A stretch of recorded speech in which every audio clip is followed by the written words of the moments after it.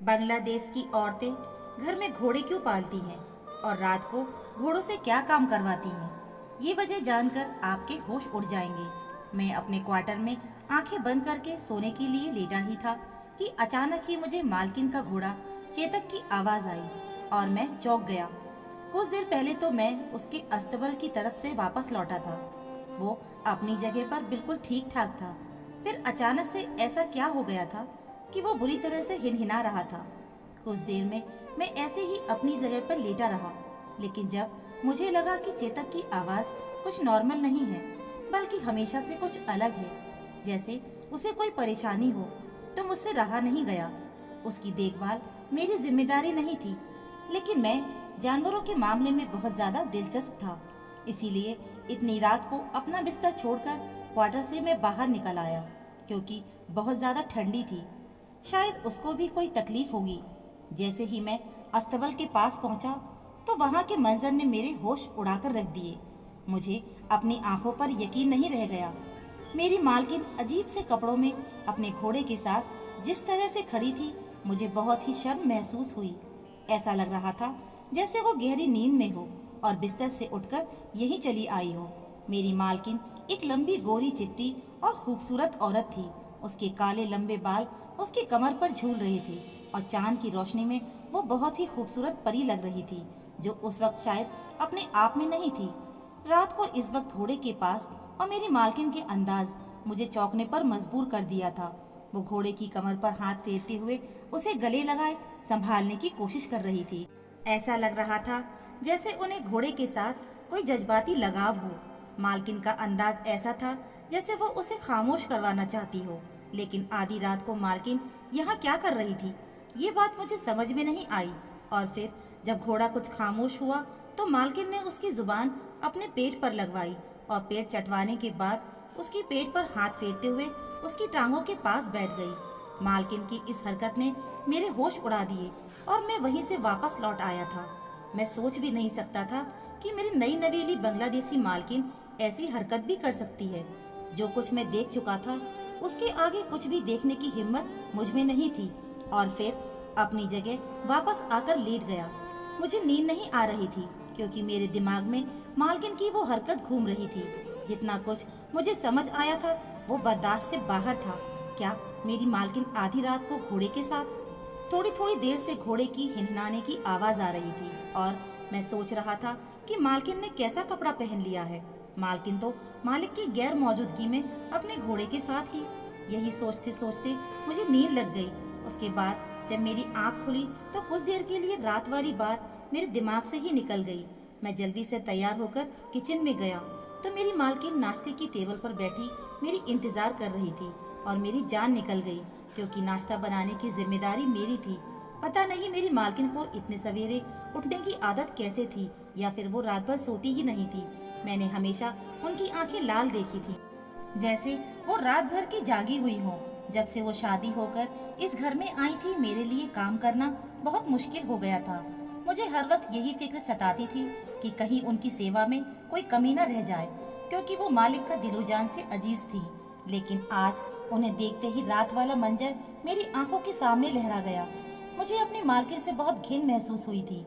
वो अपने पति के पीछे ऐसी हरकत कर रही थी। मैं अपने मालिक का वफादार नौकर था और ये बात मेरे लिए बर्दाश्त से बाहर थी कि कोई औरत मेरे मालिक को ऐसा धोखा देकर। अगर कोई और औरत होती तो मैं मालिक को रात वाली बातें पहले ही बता देता, लेकिन वो मालिक की पत्नी थी और मेरा मालिक अपनी पत्नी से बहुत मोहब्बत करता था।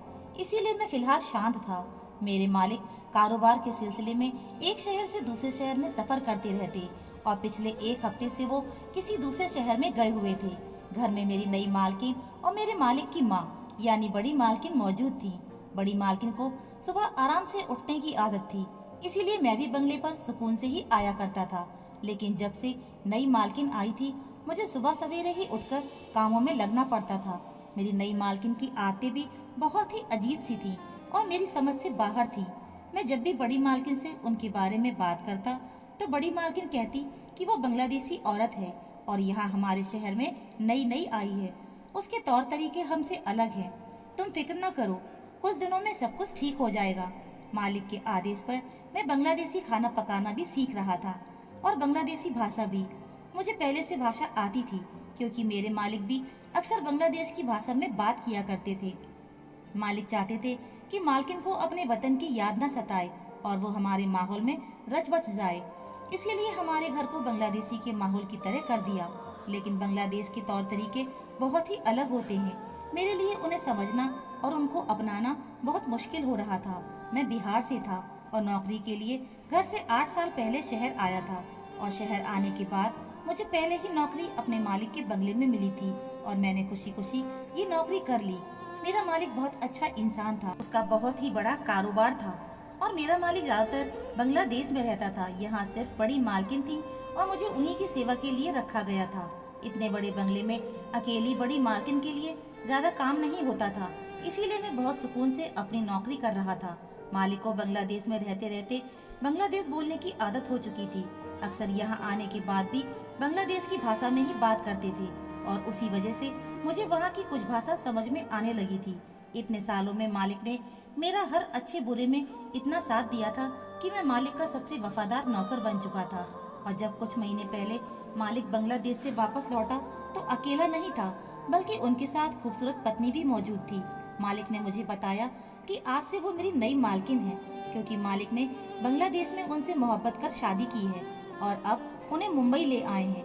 ये खबर न सिर्फ मेरे लिए चौंका देने वाली थी, बल्कि बड़ी मालकिन भी हैरान रह गई, क्योंकि उनके इकलौते बेटे ने उन्हें बताए बिना अपनी मर्जी से शादी कर ली। वो दुल्हन को घर ले आए। शुरू में तो बड़ी मालकिन ने उस दुल्हन को अपनाने से मना कर दिया। उनका कहना था कि बांग्लादेश की औरतें मुंबई की औरतों से अलग होती हैं और बांग्लादेश की औरत को पत्नी बनाना सिवाय बेवकूफ़ी के और कुछ नहीं, क्योंकि उनके तौर तरीके और रंग ढंग सब अलग होते हैं, बिल्कुल गैर की तरह। और मैं बड़ी मालकिन कुछ भी नहीं जानती थी, लेकिन जब उन्होंने अपने इकलौते बेटे की मोहब्बत देखी तो वो भी मान गईं और फिर धीरे धीरे उसको कबूल कर लिया। लेकिन बड़ी मालकिन ने सही अंदाजा लगाया था। नई मालकिन के आने के बाद न सिर्फ घर का माहौल बदला था, बल्कि ऐसा लगता जैसे सब कुछ बदल गया हो। कभी वो फिटकरी का ढेर मंगवाती तो कभी जैतून का तेल। पता नहीं वो सारा वक्त अपने कमरे में क्या कुछ करती थी। फिर एक दिन जब मालिक काम से घर लौटे तो वो खाने की टेबल पर बैठी मालिक से जिद करने लगी कि उन्हें घोड़ा चाहिए, वो घोड़े के बिना नहीं रह सकती। मेरे मालिक ने ये कहकर साफ मना कर दिया कि उन्हें जानवर से एलर्जी है और घर में किसी भी किस्म का जानवर पालते ही उन्हें एलर्जी का सामना करना पड़ता है, इसीलिए वो घर में घोड़ा नहीं ला सकते। अगर मालकिन को इतना ही शौक है तो वो कभी कभी उनके दोस्त के घोड़ों के से दिल बहला सकती हैं। मालिक की बात सुनकर मालकिन रोने लगी और रोते रोते फूटी भाषा में कहने लगी कि आपको क्या पता, हम बांग्लादेश की औरतें घोड़ों के बिना गुजारा नहीं कर सकती। वैसे भी आप तो हफ्ता भर घर से बाहर रहते हैं, आपको घोड़े से क्या एलर्जी होगी। मैं उसकी देखभाल खुद करूंगी और ख्याल भी रखूंगी, लेकिन मुझे हर हाल में घोड़ा चाहिए। उस दिन मुझे पता चला कि मेरी मालकिन को अच्छी खासी हिंदी भी आती है। पहले तो मालिक ने अपनी पत्नी को प्यार से समझाने की कोशिश की, लेकिन जब वो नहीं मानी और अपनी बात से ना हटी तो ना चाहते हुए भी मालिक ने उन्हें सफेद रंग का घोड़ा खरीद कर दिया और कह दिया कि उस घोड़े को घर के पिछले हिस्से में बांध कर रखें। छोटी मालकिन बहुत खुश हो गई और घोड़े को देखकर उनके चेहरे पर रौनक लौट आई, जैसे वो घोड़ा नहीं बल्कि कोई खास चीज हो। मुझे भी यही लगा कि शायद मालकिन तन्हाई दूर करने के लिए घोड़े को रखना चाहती हैं, या फिर बांग्लादेश की औरतें घोड़ों की आदी होंगी। लेकिन मुझे क्या मालूम था कि ये बांग्लादेश की औरतें घोड़ों के साथ क्या करती हैं। मालकिन को घर आए 15 दिन ही हुए थे कि मालिक को दोबारा बांग्लादेश जाना पड़ा। नई मालकिन भी साथ में जाना चाहती थी, लेकिन मालिक का कहना था कि अब तुम यहाँ रहने की आदत डालो ताकि तुम्हें इस माहौल को समझ सको। मालिक की बात सुनकर मालकिन रुक गई। मालकिन की आदतें बहुत अलग थीं। वो सुबह सवेरे डाइनिंग टेबल पर बैठ जाती और नाश्ते में हर वो चीज खाती थी जिनसे उन्हें ताकत हासिल हो। मैंने जिंदगी में आज तक किसी औरत को इतनी गर्म चीजें खाते नहीं देखा था जितनी मेरी मालकिन इस्तेमाल करती थी। वो हर वक्त खाना खाती और खूबसूरती पर खूब ध्यान रखती। अपने नए घोड़े चेतक से भी उन्हें बहुत ज्यादा लगाव हो चुका था और वो हमेशा ही उसके साथ तन्हाई में वक्त भी गुजारती थी।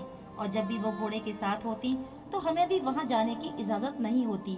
मालिक को गए 1 हफ्ता ही गुजरा था कि एक दिन घोड़े की आवाज में मैं कमरे से निकला तो ये देखकर मेरे होश उड़ गए कि मेरी मालकिन आधी रात को घोड़े के साथ मोहब्बत और लगाव का इजहार करते हुए वो घोड़े की टांगों के पास बैठी थी। मेरी जान निकल गई।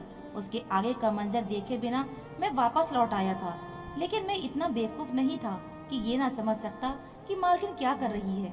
मैंने सोचा कि मैं मालकिन का पूरा सच अपनी आंखों से देखूंगा और फिर मालिक को इस बारे में बताऊंगा, क्योंकि उससे ज्यादा खामोश रहना मेरी वफादारी पर थप्पा था। अगली रात घोड़े की हल्की सी आवाज आते ही मैं अपने कमरे से निकला। छुपते छुपते अस्तबल के पास पहुंच गया। आज भी मेरी मालकिन घोड़े के कान में कुछ कह रही थी। ऐसा लग रहा था जैसे घोड़ा भी मालकिन की बात समझ रहा हो। मालकिन ने पूरी तरह घोड़े को मोहब्बत और जज्बात से काबू कर लिया, तो वो धीरे से उसे सहलाते सहलाते उसके कदमों के पास बैठ गई। ये सब देखकर मेरी सांस सीने में ही अटकने लगी।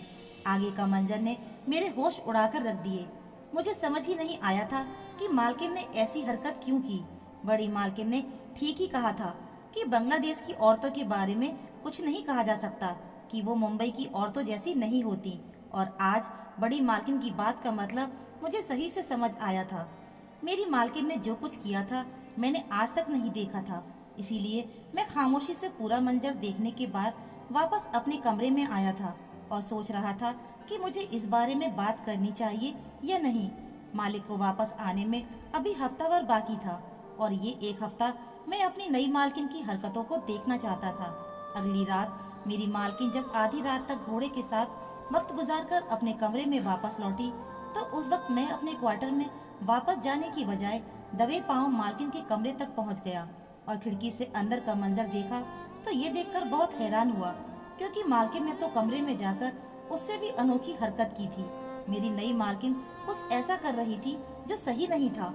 मैंने उस घर का नमक खाया था, इसीलिए मैं सुबह होते ही सीधा बड़ी मालकिन की सेवा में हाजिर हो गया और उन्हें नई मालकिन के बारे में सब कुछ बता दिया। मेरी बात सुनकर बड़ी मालकिन कहने लगी कि मैं क्या कर सकती हूँ। मेरे बच्चे ने अपनी मर्जी से शादी की है। अगर मैं उसके खिलाफ अपने बेटे से कुछ भी कहूँगी तो वो कभी भी भरोसा नहीं करेगा। वैसे भी इतने दिनों में मुझे अंदाजा हो ही गया है कि वो कोई सीधी सादी लड़की नहीं है। उसने तुम्हारे मालिक की दौलत को देखकर उससे शादी की है और वो आज नहीं तो कल तुम्हारे मालिक को छोड़ जाएगी। बड़ी मालकिन की बातों ने मुझे और परेशान कर दिया था। वो नई मालकिन को रोकने का कोई इरादा नहीं रखती थी। उनका मानना था कि इस तरह वो अपने बेटे से दूर हो जाती, और उनकी बात एक हद तक ठीक भी थी, लेकिन मेरा खामोश रहना ठीक नहीं था। इसलिए मैं हर गुजरते दिन के साथ मालिक की वापसी का इंतजार करने लगा, क्योंकि घोड़े की आवाज मेरे कानों में आती और मैं जान जाता था कि मालकिन क्या कर रही है। पता नहीं मेरी मालकिन कैसी औरत थी। पूरा एक हफ्ता गुजरने के बाद जब मालिक वापस आए तो आते ही मालकिन को गले से लगाया और अपनी मोहब्बत का इजहार करने लगे। मैं पीछे खड़ा ये सोचने लगा कि पता नहीं मुझे मालिक से ये बात करनी चाहिए या नहीं। अगर मालिक मेरी बात का यकीन ना करते तो मेरी 8 साल पुरानी नौकरी को खतरा हो सकता था, और अगर उनकी पत्नी अपने किए का इकरार नहीं करती तो मेरा क्या होता। मैं किस तरह मालिक के सामने खुद को साबित करता, और उनकी पत्नी क्यों इनकार करेगी कि उनकी गैर मौजूदगी में आधी रात को घोड़े के साथ क्या कर रही है। जब मेरा मालिक आराम करने के बाद कमरे से बाहर निकला और मुझे अपने पास बुलाकर घर के बारे में बात करने लगे जैसे कि वो हमेशा करते थे, तब मुझे ये मौका सही लगा कि मैं मालिक को मालकिन की हकीकत बता दूं। मालिक मुझ पर भरोसा करते या ना करते, मेरा नमक हलाल हो जाता। यही सब सोचा और फिर मैंने मालिक को बता दिया कि रात के अंधेरे में मालकिन किस हालात में घोड़े के पास आया करती थी। मेरी बात सुनकर मालिक बेयकीनी से मेरी तरफ देखते हुए कहने लगे, ये कैसे मुमकिन है? रीना को घोड़ों से बहुत मोहब्बत है, लेकिन उसका ये मतलब नहीं है कि कोई ऐसी हरकत करे, और भला ऐसा करके उसे क्या हासिल होगा? वो तो मुझसे बहुत मोहब्बत करती है और हमारी जिंदगी में किसी चीज की कोई कमी भी नहीं है। मैंने मालिक के आगे सर झुकाया और कहा कि मेरा काम आपसे वफादारी का था। बाकी मालकिन क्या करती है और क्यों करती है ये जानना मेरा मसला नहीं है, लेकिन मुझे डर है कि कहीं मेरा मुंह बंद रखना आपको नुकसान न पहुंचा दे, क्योंकि जो मालकिन कर रही है उससे आपको नुकसान हो सकता है। मेरी बात सुनकर मालिक शांत हो गए और उन्होंने अपनी पत्नी को बुलाया और कहा कि मैं आज की रात दूसरे शहर जा रहा हूँ और एक बार फिर तुम्हें अकेले रहना है। मैं अपने मालिक को बहुत अच्छी तरह से जानता था, इसीलिए उनकी बात सुनकर मैं समझ गया था कि वो सब कुछ अपनी आंखों से देखना चाहते हैं। मालिक की बात सुनकर मालकिन थोड़ी देर खामोश रही और फिर कहने लगी कि जल्दी वापस आ जाइएगा। मालिक खामोशी से रात का अंधेरा होने से पहले ही घर से निकल गए और पीछे से घूमकर मेरे क्वार्टर में पहुंच गए। जब मैं रात को अपने कमरे में पहुंचा तो मालिक को देखकर मैं हैरान रह गया। फिर रात 5 बजे फिर रात जैसे ही घोड़े की हिनाने की आवाज आई तो मालिक कमरे से निकल गए और अस्तबल तक पहुंच गए। उन्होंने खुद अपनी आंखों से मालकिन को घोड़े की टांगों के करीब बैठे देख लिया था। मालिक को तो यकीन ही नहीं हो रहा था कि उनकी पत्नी ऐसा भी कुछ कर सकती है। मालिक फौरन मालकिन के पास पहुंच गए। उनको देखकर मालकिन के चेहरे का रंग उड़ गया और जब मालिक ने गुस्से में मालकिन से सवाल जवाब करने शुरू किए तब मालकिन ने कहा कि जब वो शादी करके मालिक के साथ इस घर में आई तो सब कुछ उनके लिए नया था। उन्हें यहाँ के रस्म रिवाज की कुछ खबर नहीं थी और ना ही इस देश की आदत थी। वो बहुत ज्यादा परेशान थी और ऐसे में मालिक भी उन्हें छोड़कर कारोबार के सिलसिले में दूसरे देश जाने वाले थे कि तभी उन्हें मालिक की मम्मी ने यानी बड़ी मालकिन ने अपने कमरे में बुला लिया और बड़ी मालकिन ने रीना मालकिन को बताया कि मालिक की कई लड़कियों के साथ पहले भी रिश्ते आ रहे हैं और अब भी मालिक जब भी दूसरे देश जाते हैं तो वहाँ भी उनके कई लड़कियों से दोस्ती रहती है। अगर वो मालिक को जल्द से जल्द बच्चे की खुशी देंगी तो उनके बच्चे मालिक के पैरों की जंजीर बन जाएंगे और मालिक कभी भी किसी और की तरफ नहीं जाएंगे।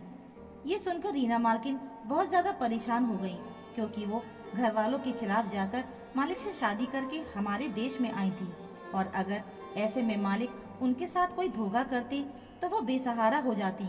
और यही सोचकर जब वो परेशान हुई तो बड़ी मालकिन ने बताया कि अगर किसी घोड़े के साथ प्यार मोहब्बत से रहेंगी और उसकी दुम के बालों को काटकर अपने तकिए के नीचे रखा करेंगी तो जल्द ही उनके घर बच्चे हो जाएंगे। रीना मालकिन बड़ी मालकिन की बातों में आ गई और उन्हें लगा कि इस तरह करने से वो मालिक पर काबू कर लेंगी और मालिक कभी भी उन्हें नहीं छोड़ेंगे। उन्होंने बड़ी मालकिन के कहने में आकर ही मालिक के सामने ये झूठी बात कही थी कि बांग्लादेश की औरतें घोड़ों के बिना नहीं रह सकती। मालकिन अपनी सास की बातों में आकर घोड़े के साथ न सिर्फ वक्त गुजारने लगी बल्कि उसकी दुम के बालों को काटकर अपने तकिए के नीचे रखने लगी, जो कि बिल्कुल बेमानी और बेमकसद था। मेरी बड़ी मालकिन ये बात अच्छी तरह जानती थी कि मेरा क्वार्टर अस्तबल के पास ही है और मैं मालिक के मामले में बहुत ज्यादा वफादार हूँ। मैं जब मालकिन को कोई ऐसी हरकत करते देखूंगा तो मालिक को इसके बारे में जरूर खबर करूंगा। और बड़ी मालकिन खुद भी मालिक के आगे रीना मालकिन की शिकायत लगाकर उनको घर से हमेशा के लिए निकाल देंगी। बड़ी मालकिन ने रीना मालकिन को सीधी तरह तो इस घर से नहीं निकाला, इसीलिए उन्होंने ये अजीब सा खेल खेला था और मैं भी उनके इस खेल का शिकार बन गया। अगर मालिक खुद से सच्चाई जानने की कोशिश ना करते तो शायद वो भी मालकिन को इसी तरह समझते जैसा कि मैं समझ बैठा था। अब सारा सच पूरी तरह खुलकर मालिक के सामने आ गया था और मैं भी शर्मिंदगी से मालिक के आगे सर झुका लिया था। मैंने मालिक से माफी मांगी तो उन्होंने खुले दिल से मुझे माफ कर दिया क्योंकि उनका असल कसूरवार मैं नहीं बल्कि उनकी माँ थी। बड़ी मालकिन ने खुद अपने मुंह से इस बात का इकरार कर लिया था कि वो बांग्लादेश की औरत को अपनी बहू नहीं बनाना चाहती थी बल्कि किसी अच्छे खानदान की लड़की से मालिक की शादी करवाना चाहती थी। बड़ी मालकिन को इस बात का पक्का यकीन था कि बांग्लादेश की औरतें अच्छी नहीं होती हैं, लेकिन फिर भी कुछ ही सालों में रीना मालकिन ने अपनी मोहब्बत और सेवा से बड़ी मालकिन का दिल जीत लिया था। और हर औरत सिर्फ और सिर्फ मोहब्बत की ख्वाहिशमंद होती है और अगर उसे किसी रिश्ते से मोहब्बत मिले तो वो बदले में मोहब्बत ही देती है। और ये बात रीना मालकिन ने सच साबित कर दी थी कि मोहब्बत का ताल्लुक किसी जुबान या बहस से नहीं बल्कि दिल से होता है। कहने को मैं एक नौकर था लेकिन वो मुझसे भी बहुत इज्जत से पेश आती थी और उनका घोड़ा आज भी हमारे बंगले में मौजूद है और वो पहले से भी ज्यादा उससे मोहब्बत करती हैं। क्या आप लोगों को भी लगता है कि बांग्लादेश की औरतें या दूसरे देश की औरतें वफादार और सेवा करने वाली नहीं हो सकती? क्या मोहब्बत का रिश्ता बहस और जुबान से है? तो दोस्तों, उम्मीद है मुझे आपको हमारी ये कहानी ज़रूर पसंद आई होगी। कहानी पसंद आई है तो प्लीज़ वीडियो को लाइक, शेयर व चैनल को सब्सक्राइब ज़रूर करें। मिलते हैं फिर एक नई कहानी के साथ। धन्यवाद।